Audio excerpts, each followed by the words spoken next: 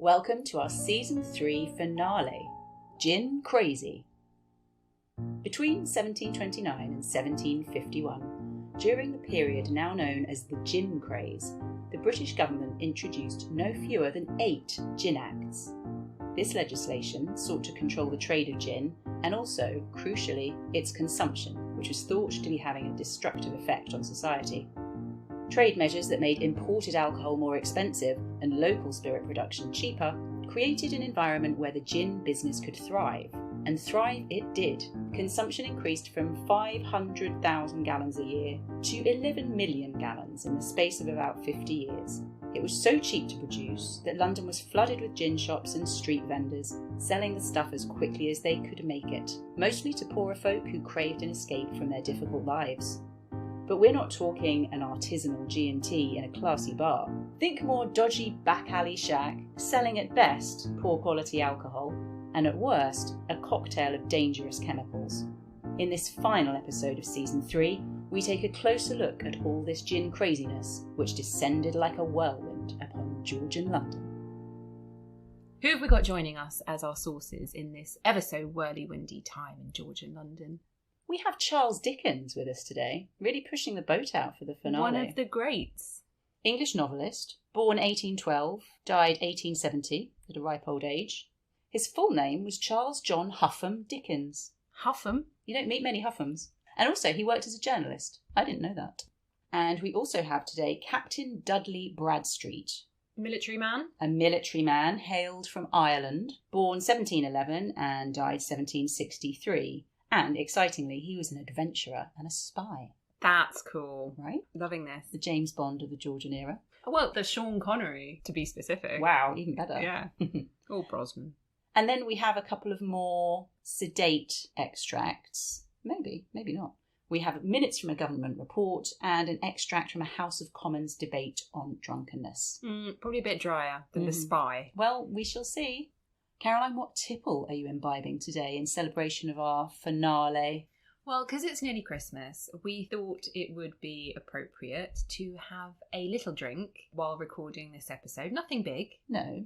But Laura seems to have forgotten that memo. Maybe I've just thought outside the box. So I've had a shot of tequila. I am enjoying a Trip, which is a CBD-infused drink flavoured with elderflower and mint, all in keeping with our topic today of the gin craziness of Georgian London.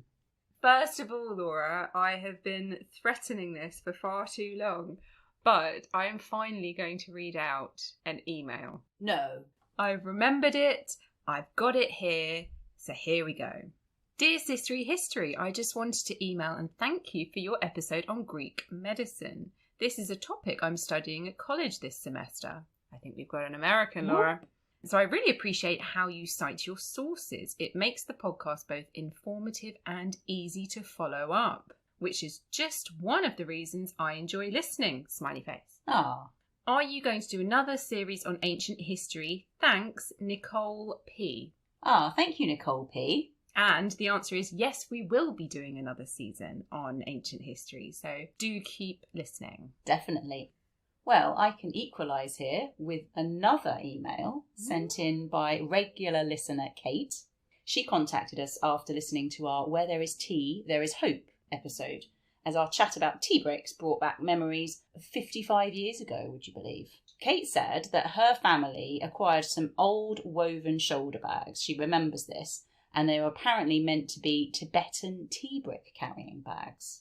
That's really cool. Yeah. And then they acquired a tea brick. She thinks maybe Kensington Market, but the memory's a little bit hazy. And she remembers the brick, so she's describing it here as being small, engraved, and resembling a printing block. Oh, and did they then brew tea with the brick? Or... Yeah. So she remembers shaving off bits of the tea brick, but she can't remember exactly how it tasted, unfortunately, so can't remember whether it was like today. They didn't use it very often. She said it became more of an ornament. But thank you very much, Kate, for sharing your memories with us. And I personally would love to see how it compared to Yorkshire tea, which we all know is the best. It is the best one. Yeah. Now, we aren't going to read out every email, but I just wanted to give a special mention also to Remy S. and another Kate, Kate J. Seems to be a popular name amongst our listeners. It's a good solid name. for making us laugh. We welcome more emails, hilarious or otherwise. We're not fussy. Laura, would you like to kick us off with the eminent Charles Huffam Dickens? I would, thank you very much. This is an extract from an article by Charles Dickens from the Evening Chronicle, dated February the 19th, 1835. In this article, he's describing the gin shops in the very poor area of St Giles.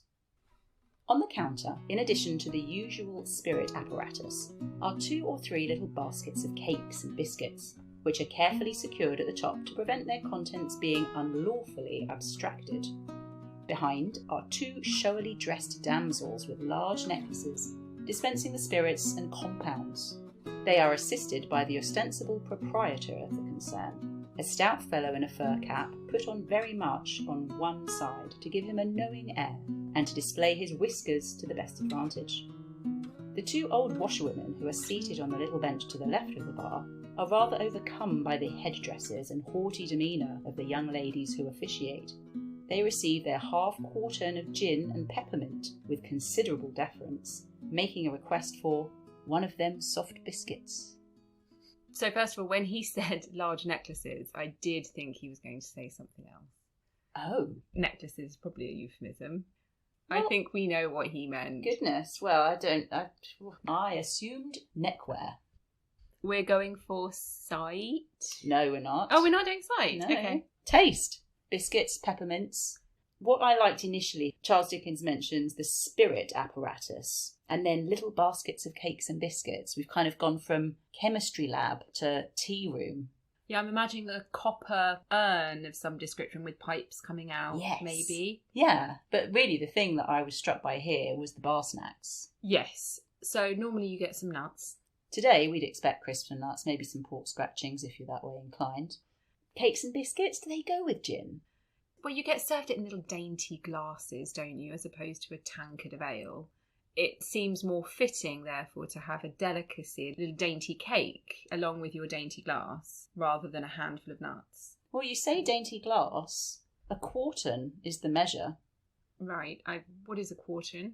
A quartern is a quarter of a pint. Oh, okay, fine. Okay. Now, 1 pint equals 568 millilitres. A quarter of a pint is therefore 140 mils. That's not crazy, is it? Well, I don't know. A gin measure today is 25 mils and a double would be 50. That's true. It's 5 shots. Yeah, and you've just got that little dainty cake to try and offset it all. Yes, Arguments. the results might not be dainty, but it looks dainty. Anything but dainty. You mentioned there that it's going to be flavoured with peppermint. Peppermint, yeah. Could you get other flavours? You could get other flavours, Caroline. Some of these flavours are actually really similar to what we're familiar with today. Really like the botanicals. So juniper, coriander, orange peel, aniseed, lemon, licorice. So these are all quite sweet. Yeah, these are all quite sweet. And sometimes actually sugar was added as well. Sometimes it was served hot. Oh. Sometimes accompanied by gingerbread. Hot gin and gingerbread. Yeah. It sounds quite Christmassy. I can see why it would work. Could do. But you're right. Everything is quite sweet. Few things to add bitterness in there. But there's definitely a tendency to be making it taste like something other than gin. Gin in itself, is it a nice flavour? Let's be honest. So as well as in the gin shops and the gin palaces, there were people just selling this stuff in the street, out of shacks, out of wheelbarrows even, just to make a quick buck. And that wouldn't be good quality. No, you might be getting things like turpentine and sulfuric acid in there. Do you fancy a bit of that? No. Obviously, these sorts of combinations, if you've got alcohol, strong alcohol, being flavoured with turpentine and or sulfuric acid, this is lethal, damaging to people's bodies. It made people infertile. Yeah, there was a real health crisis as well as a public outcry about what gin was doing to people's behaviour, but also their health. Interestingly, the 1729 Gin Act, which was the first of 8, raised the sale duties and the licence fees of gin, trying to restrict its use. But the Act defined gin as spirits to which were added juniper berries or other fruit, spices or ingredients. Oh. So they actually were sort of encouraging people to not add these things and then add other things of dubious quality And that was enabling them to get around the Gin Act. I see. So that if you add, I don't know, coriander, then it's not gin. Or turpentine. Exactly. So you can get around it. Yeah. And this was known as parliamentary brandy, basically, which sounds lovely, doesn't it? It sounds quite fun. But it's just to indicate that it was stripped of all of the botanicals. Ah, okay. So I think really, in summary, it doesn't sound like gin tasted great on its own. Potentially it could taste nice if the right things were added, but also I think it could be made much worse if you're going the sulfuric acid route. Yes, if you're going the back alley route, as opposed to the gin palace with a cake and some peppermint flavour there. Yeah. Yeah. Would you like a fun peanut fact to end on? Yeah. Just thinking back to the bar snack chat. They were used as medicinal treatments. For a range of things. Of course. Skin complaints, jaundice, and to aid sleep. Ah. They were starting to become popular in the 1800s in the UK, so perhaps soon after the cake and biscuits, there may have been a shift towards the peanut. Well, thank you for that peanut fact, Laura. You're welcome. So I'm going to now go on to my first source, which is a section of the House of Commons debate. Riveting stuff, I'm sure we'll all agree. An extract from the 3rd of June 1834 House of Commons debate on drunkenness, column 98. Another cause has been undoubtedly the severe pressure of taxation and the equally severe pressure of that excessive labour by which alone a poor man could not hope to find subsistence. These two causes, operating conjointly, rendered it almost impossible for labouring men to provide themselves with homes of comfort, and therefore the blazing fire and easy chair of the taproom at the public house possessed a more powerful attraction for them than an empty hearth, a damp floor, and a cold and comfortless lodging. They could not enter without drinking something. The first glass begat only a thirst for the second. Smoking was added by the landlord to increase still more the thirst, which he profited by quenching. The moderate drinker looked indulgently on the drunkard, till he became tainted with the same destructive habit himself. It's quite a bleak picture, isn't it, that he paints there? Mr. Buckingham is speaking in the House of Commons. So, Laura, close your eyes. Oh, yeah. Close. Imagine you're a Georgian London labourer. Maybe you work on the docks, in the fields, maybe a building site. Physically exhausting work, this is. And you're working in all conditions, in rain. It's raining right now. Tax is very high at the moment on earnings, so you really just can't catch a break. You can't make your life any better than it is right now. And at the end of a hard day, you've got a choice here, Laura. Would you be drawn to the warm fire and embracing hug of the armchair in the gin palace? Or you can go home, no fire, no light, no candles, no comfort, and you feel the chill in your bones as you lie on your damp bed and you try and get some sleep. What are you going to do? I'm definitely going to the gin palace. If anything, just to keep warm. Exactly, right? So you can see why these people, especially the labouring classes, were completely drawn. They've got some money in their pocket because they've been labouring all day. It's not a lot because they've been taxed to the high heavens. So what are you going to spend it on? And I'd want to be warm. See, I think I'd be looking at the bright lights of the gin palace or the pub with a roaring fire and company. Or I'm going home on my own in the dark to lie on the cold floor. Yeah. Yeah. Okay. So it's an easy choice of what you're going to spend your little money on. But you have to drink something. I'm talking about touch here, by the way, if you didn't know. Oh, yes. Yeah. You're physically exhausted, and then you've either got the warm embrace of the fire and the gin, or you've got the cold, hard floor. So you're in the gin shop, you have to drink something. You can't just be there and warm yourself by the fire. That's not how these establishments work. You reach into your pocket, feel your coins. You've got maybe 2 or 3 to rub together, and you get given that glass of gin. 140 mils in a dainty little glass. You touch it to your lips, and then you feel that warmth rush through your body when the alcohol hits your stomach. That's going to be quite an addictive feeling for somebody who's cold, somebody who's worked hard all day.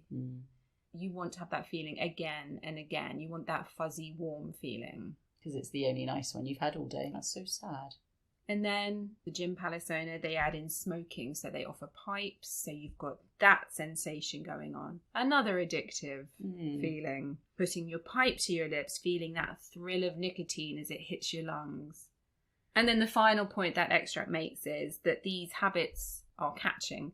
Not physically, of course, they're not physically catching, but it's obvious why drinking in this way spreads so rapidly amongst the labouring classes.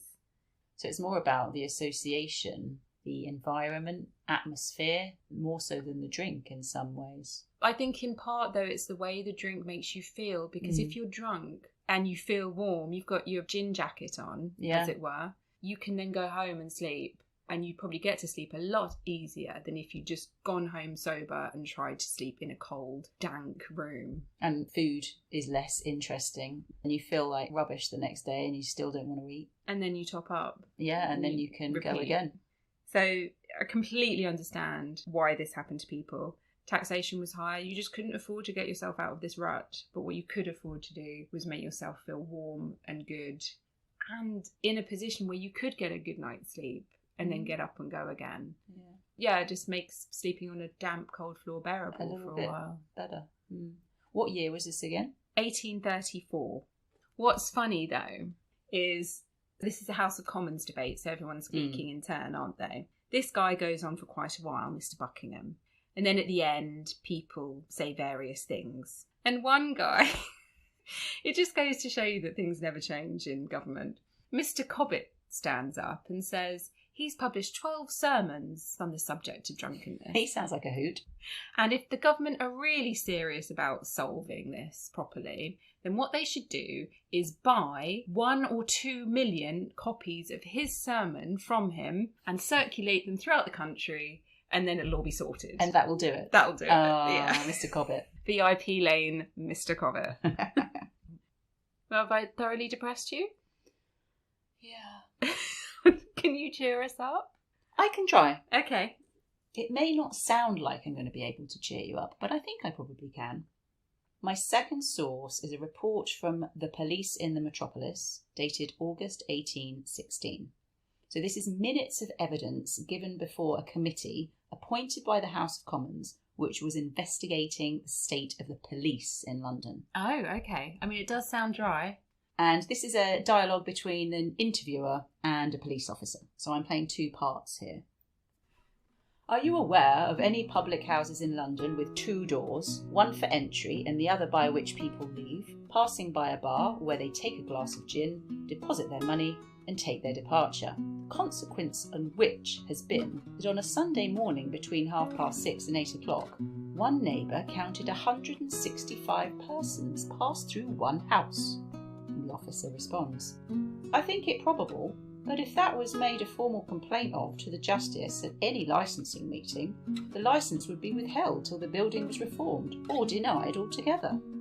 The object in the construction of gin shops is to have but one room where the liquor is retailed and a small apartment inside where the family live. In many instances there is no second story and the building is solely devoted to the sale of spirits. Would you license a house of that description and character if it was applied for? Never. I never saw a licence for a new public house that did not have the capacities of an alehouse belonging to it. Quite incredible. That's a lot of people to pass through a gin shop. Isn't it just? I did the maths. Okay. 165 visits in 90 minutes. So if we assume each of those persons is buying a gin, that's almost 2 per minute. Definitely faster than your average service time in most modern establishments. That is a lot of money they're turning over. Yeah, a really efficient process. I mean, I do a lot of process improvement at work, and this is lovely. You can just see the efficiencies in that system. Right. Nice, efficient workflow. One door in, one door out. Yeah. Very, very good. So, can you guess which sense I'm talking about? I think you're talking about sight. I am. We've got people being seen, entering in very high numbers. Interestingly, the majority were women. This has got the attention of the neighbour that so frequent is this footfall. And it's obvious what it is. The 2 doors were mentioned, the one in and the one out. Again, very, very efficient. You're not lingering, are you? You're not lingering, no. This is pretty much a factory line. You're going in, you're going to the bar, you're getting your gin, you're leaving. So there's no social bit here, is there? It's not No. like a pub or a bar nowadays. No. It's very much perfunctory. The focus is getting in and out as quickly as possible. Yeah. They don't really want you to hang around. It almost doesn't sound like there is room for people to hang around. It's just one long corridor, door at the front, door at the back. They're discouraging people. It's not like a coffee house or a gin palace where people are staying. There might be entertainments and reasons for you to stay. No, they just want your money gone. The problem with that is that you're putting alcohol inebriated people out into the street. Yes, you wouldn't want to live near the outdoor. No, that's probably why the neighbour was very happy to dob them in, should we say. But from the authorities' point of view, if something has 2 doors, then it's sort of signalling itself as a gin shop. The authorities could look out for this, and the 2 doors makes it very clear what you are. You're a gin shop, and immediately then you're going to attract attention. You're going to have the authorities checking, does this place have a licence? All of that stuff. It was really hard to get licences at one point. Remember all of the gin acts trying to curb the amount of licences or how expensive the licences were. Coffee houses, ale houses, none of them have the 2-door system. It's just 1 door in and then you come out of the same door. Usually after you've spent a significant amount of time in there enjoying your product. Because of the difficulty in getting your licence, some of these gin shops tried to masquerade as ale houses. Right. But the 2-door system was one of the things that this is the giveaway. Did the revolving door exist at this time? Oh, that's a great question. I don't know. Because that would have been even more efficient. It would have been, yeah.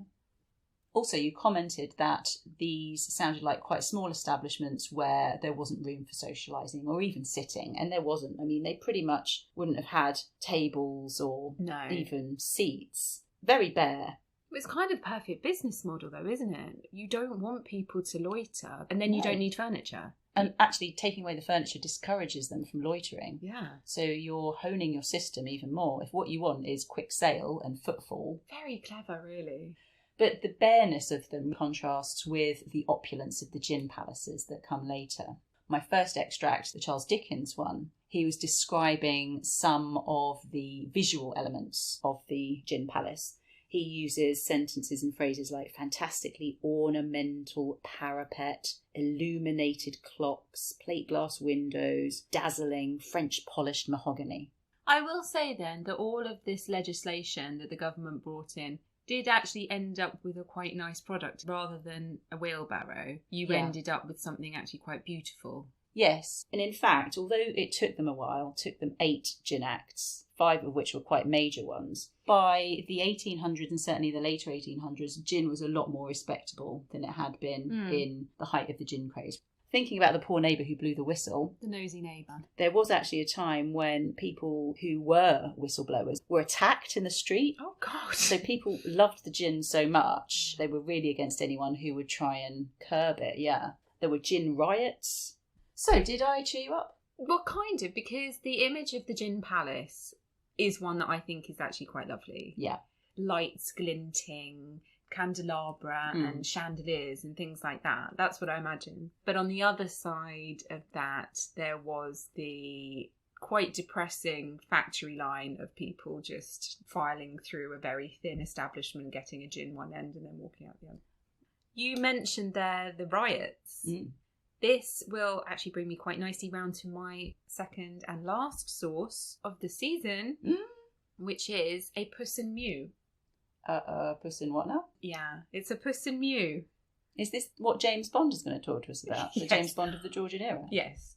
This is an extract from The Life and Uncommon Adventures of Captain Dudley Bradstreet by Dudley Bradstreet, 1755, pages 78 and 79. The mob being very noisy and clamorous for want of their beloved liquor, which few or none at last dared to sell, it soon occurred to me to venture upon that trade.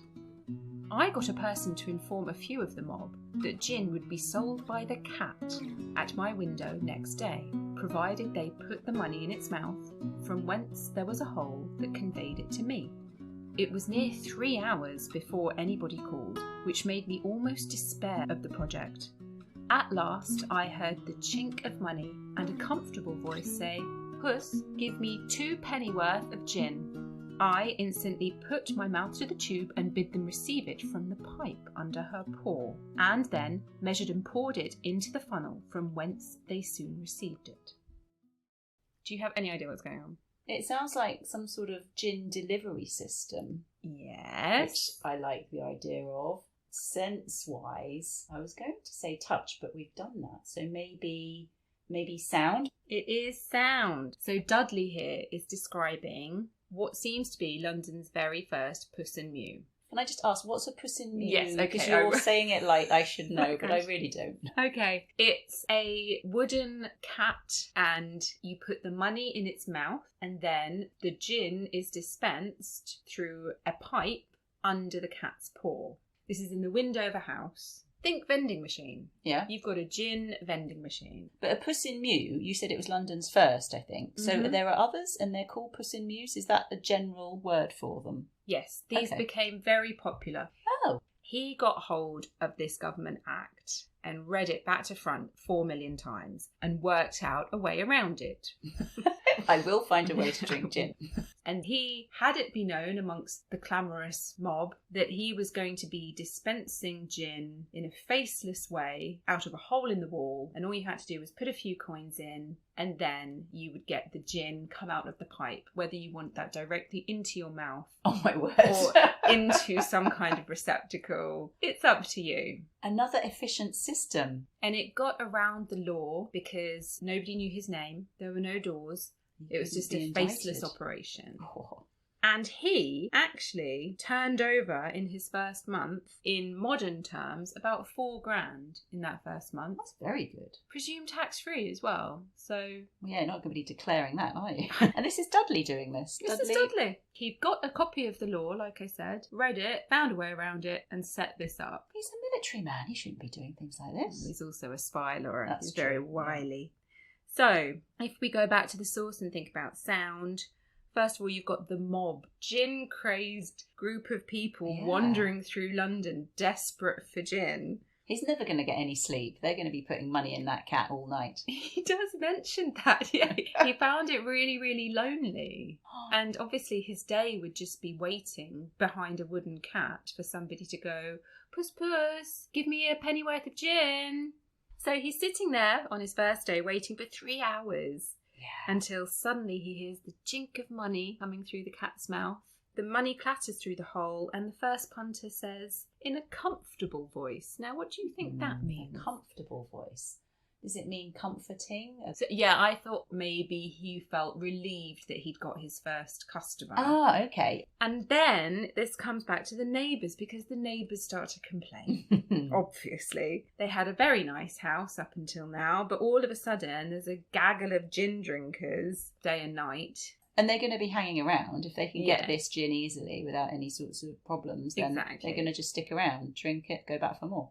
He chose the cat sign because Old Tom was a term for gin. Ah, yeah. And gin houses quite often had black cats outside them, signs of black cats. Mm-hmm. So that's why he went with a cat. Okay, like a good branding approach there. And Mew, actually, so why it's called a Puss in Mew. Puss is because of the cat, obviously. And then Mew, another word for that is... street or little... A secret place or a den is another meaning of the word mew. Oh, okay. So is that where we get the word mews, as in roads or little cul-de-sacs? They're all quiet, aren't they? Yeah, they're not big, long streets. No, they're hidden and out of the way. Yeah. So there you go. A transaction working on sound alone to deliver gin straight to your face. That is very little waste. I love it. Goodness, I've had a great time learning about gin. It was fun, wasn't it? And you're not even drinking gin. I know. There were some very sad stories attached to it and some really troubling things to read, but I'm glad that they got to the place where they were able to control it, make things more respectable and better for the consumers. And for the health of people all around. Anyway, as tradition dictates, we should end with a quiz. On my quiz team this evening, I'm going to have Charles Dickens. Do you not want the police officer? If I never hear that voice again, I think it'd be too soon. Caroline, the season 3 finale quiz. Right, I've got to redeem myself from the flag debacle. Oh my word. Your scores up to that point had actually been very strong. I think you can redeem yourself today. With gin. With 8 questions 8 points available. Very simple format. I'm going to read out 8 names and you just need to tell me true or false, yes or no. Gin or not gin? Gin or not gin. Are you ready? Yes. Madame Geneva. Gin. Correct. Juniper water. Gin. Correct. White devil. Gin. Not correct. Oh. Cuckold's comfort. Not gin. Not correct. Lady's delight. Not gin. Incorrect. Sailor's delight. Not gin. Correct. Yeah. Blue ruin. Gin. Correct. Satan's sauce. That sounds like something you'd make up. Not gin. Correct. But anyway, 5 out of 8. That's not bad. That's okay. So that means, Caroline, that overall in season 3, you acquired 22 points out of a potential 36, which puts your score at 60%. That's not too bad considering the shocker of last episode. I will take that. Cheers, everybody. Cheers. Feliz Navidad. And to you.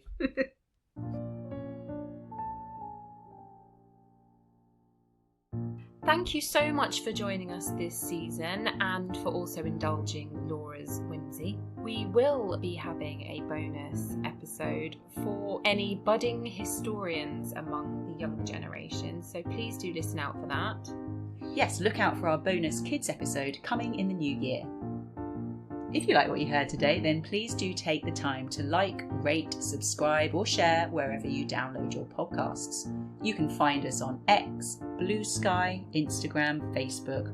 Please do feel free to email us or check out our website. We'll see you next season. Bye. Bye-bye.